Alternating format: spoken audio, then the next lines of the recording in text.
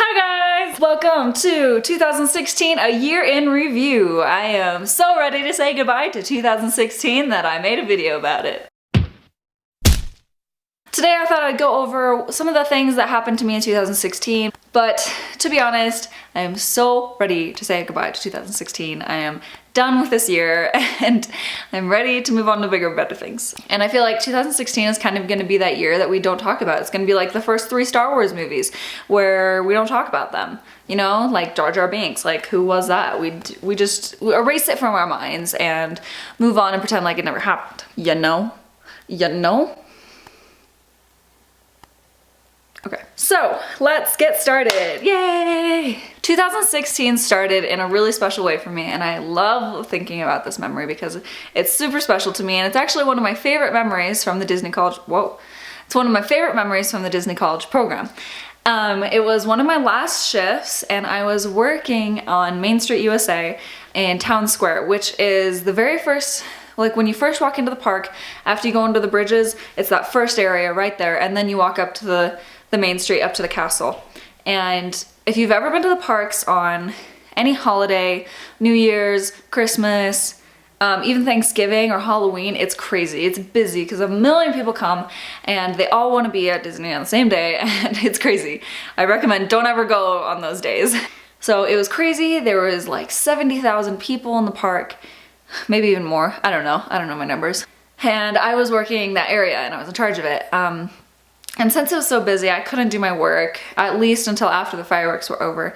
And so I was just kind of standing around, walking around, sweeping or whatever, and I saw this older lady sitting in a wheelchair by herself, and I looked around and I didn't see any family, and so I decided to go up and talk to her because I didn't want to ring in the New Year's by herself, and she looked alone, and so I wanted to see if maybe she'd celebrate it with me. And so I went up to her and we started talking, and she was the sweetest old lady ever. I can't remember her name, but she was so sweet to me, and I asked her, where's your family? Like, where are they at? And she said that they were on the other side of the park and they wouldn't be able to make it to her by the time the new year hit. And I was so sad. So I asked her, well, do you mind if I stand here with you for the countdown? And she's like, I would love that. And so we rang in the new year together, and it was very sweet, and I actually got really emotional because 2015 was such a good year for me. I was able to do so much, and I really felt like I had grown myself and expanded myself farther than I had any time before. And so 2015 was a really special year for me, and I was just scared that 2016 was not gonna live up to what 2015 was, and I was really nervous that, you know, it can't get better than this. Like this was the best year and it's all downhill from here. Like nothing else can like be as good as this year was. And so I was like really emotional actually when it hit midnight, and I was just nervous for where the year was gonna take me because I didn't know where I was gonna go. At that point I had applied to go to school at BYU, but I didn't know if I was accepted, and I didn't really know why I was going. I felt that I needed to go, but I wasn't sure why, or if that was just me thinking it, or if it was something that I really needed to do. So anyways, time went on, and I worked my last couple of shifts at Disney, and they were really bittersweet. I honestly was pretty tired and pretty done working custodial, but I was definitely not ready to say goodbye to Disney. And I wanted to stay. I wanted to stay really bad, but I knew that it was time to go. And so on my last day, after packing up the house and moving out of Patterson Court, I said goodbye to my roommates, which was really sad, but we said goodbye, and then I was by myself for about 2 days because my family was gonna come into town and they were gonna come to the parks, and we were all gonna go to the parks. My last day that my cast membership worked, that I could get into the park, I went to all 4 parks in one day by myself. It was just sad. Like I was just like, it's over. But then the next 2 days I just felt really down, like really depressed, because my college program was over and I was just crashing on someone's couch. I didn't have anywhere to go. I didn't feel like I belonged. And so I literally just like sat on the couch for like 2 days until my family got into town. My family flew across the country, and they were able to come to the parks for a few days, and it was really fun to see them. And we even brought my little nephew Nixon, and he was, how old was he at the time? He was like 8 months old. He was really little. After our vacation was over, I had driven out to Orlando with my car and all my stuff, so I needed to drive it back to Colorado. And my mom decided to come with me, so we drove across the country together. It was the longest 3 days of my life, but we finally made it home.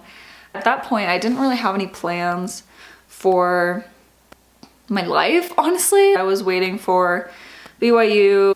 I just kind of was like in limbo, honestly. And I had applied for a few different things, and basically I spent the next 5 to 6 months going back and forth between Colorado and Utah for auditions and interviews and parties and like all this stuff. I was just back and forth all the time, and it was weird because it felt like I was living like 2 different lives, and like nothing was consistent in my life, and so everything was kind of just... When I was going back and forth to Utah, I auditioned for a few things within BYU so that I would start that in the fall, but I didn't make those. But I did get hired as an EFY counselor, and I was so happy to be able to do that. But EFY is basically a church camp for kids. You go to dances, you have activities, you go to classes and lessons and stuff, and it's super fun. So my birthday came and I turned 21. Yeah!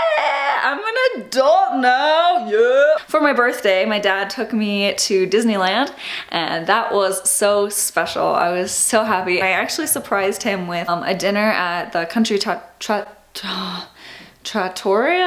I don't know. It was like a nice little Italian restaurant that they have in California Adventure, and along with the dinner it came with a package to see a World of Color, like front row, and it was awesome. It was so magical, and it was just like, oh, the magic is still alive. But I did some other things while I was kind of in limbo. I also went on a road trip with my cousin Naomi, and we went to the hot springs and we did this beautiful hike called Hanging Lake. Anyways, it was super fun. And right before EFY, I dyed my hair blonde. Well, I guess I bleached it. I bleached it blonde, like up to the root. I was so blonde, like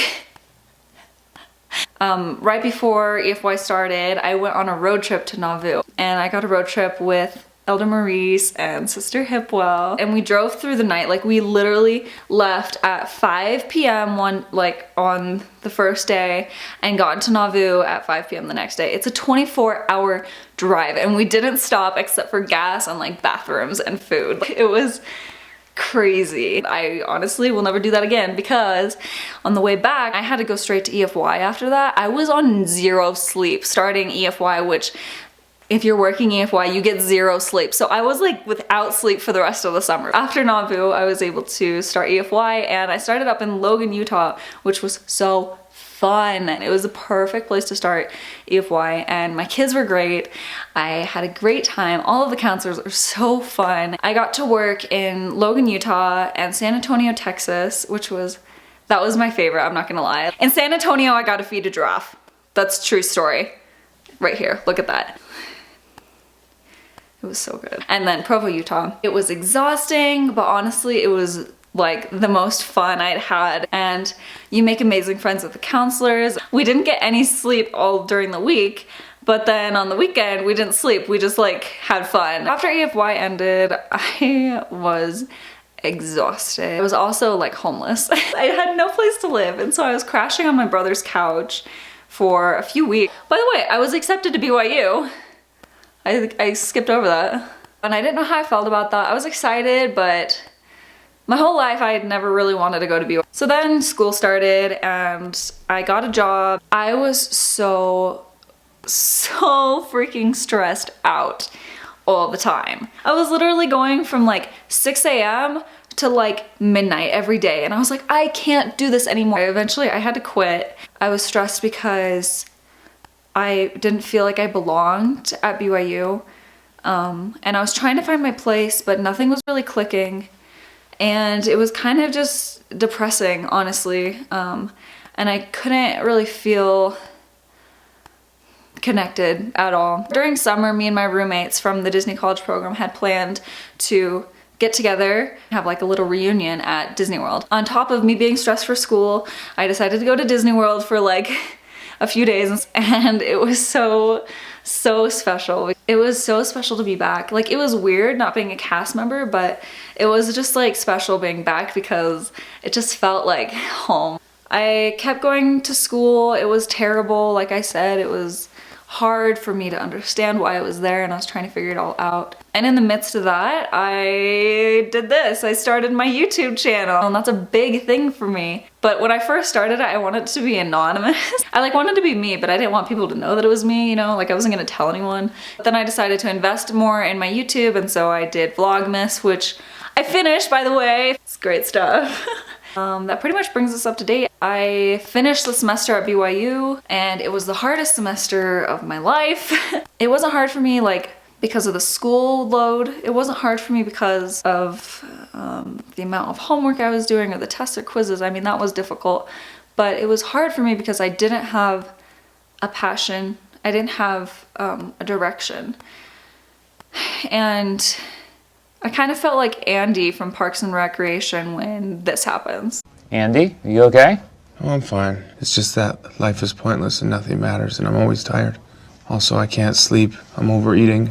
None of my old hobbies interest me.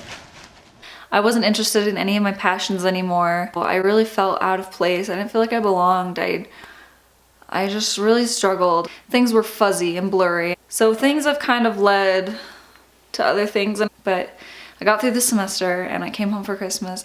But honestly, this year has been hard. It's been emotional. You know, this year wasn't all bad, but there were definitely good things that happened. But, you know, like I got to travel a ton and I spent a lot more time with my family. 2016 has truly been like a learning experience, but I hope that 2016 was a good year for you and that 2017 will be even better for you guys. Thank you guys for watching. If you haven't already, go ahead and click the subscribe button, and I will be seeing you in 2017. Bye!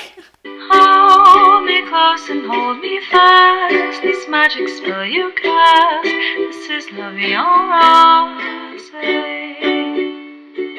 When you kiss me, heaven sighs, and though I close my